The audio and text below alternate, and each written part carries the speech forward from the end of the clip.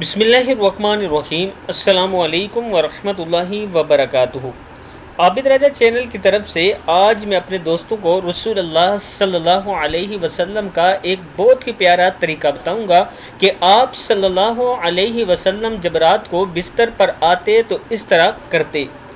یہ حدیث حضرت سیدہ عائشہ صدیقہ رضی اللہ تعالیٰ عنہ سے روایت ہے۔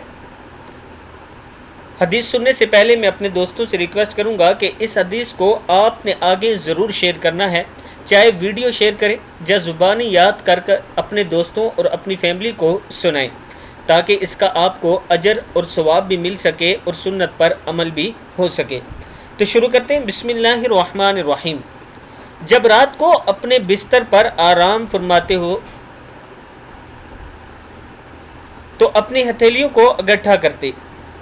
جب رات کو اپنے بستر پر آرام فرماتے تو اپنی ہتھیلیوں کو اکٹھا کرتے، ان میں پھونکتے اور ان میں یہ صورتیں پڑھتے: قل هو اللہ احد، قل اعوذ برب الفلق اور قل اعوذ برب الناس۔ پھر حسب استطاعت ان ہتھیلیوں کو جسم پر پھیرتے، اپنے سر، چہرے اور جسم کے اگلے حصے سے ان کو پھیرنا شروع کرتے، ایسا 3 مرتبہ کرتے۔ کتاب کا حوالہ یہ نیچے موجود ہے، آپ دیکھ سکتے ہیں۔ یعنی رسول اللہ صلی اللہ علیہ وسلم جب رات کو اپنے بستر پر لیٹتے تو اپنی دونوں ہتھیلیوں کو اکٹھا کرتے، ان پر 3 صورتیں قرآن پاک کی آخری تینوں صورتیں پڑھتے، دم کرتے اور اپنے جسم پر مل دیتے۔ یہ عمل آپ صلی اللہ علیہ وسلم 3 مرتبہ کرتے تھے۔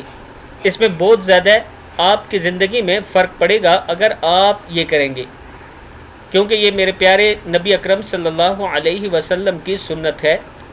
آپ نے یہ عمل ضرور کرنا ہے آج کے بعد۔ اس ویڈیو کو بھی آپ دوستوں نے آگے ضرور شیئر کرنا ہے۔ السلام علیکم ورحمۃ اللہ وبرکاتہ۔